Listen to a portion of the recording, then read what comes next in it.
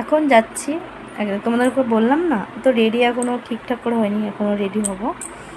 তো এখন যাচ্ছি এক জায়গায় একটু দরকারে, শাশুড়ি মা, আমি আর ছেলে, কারণ ছেলের আজকে ছুটি আছে তাই ছেলেকে নিয়ে যাচ্ছি।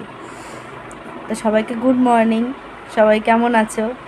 আর সবাইকে এপ্রিল ফুল, কারণ আমি তো লন্ডন কি করে যাব এখন, তাই না বলো?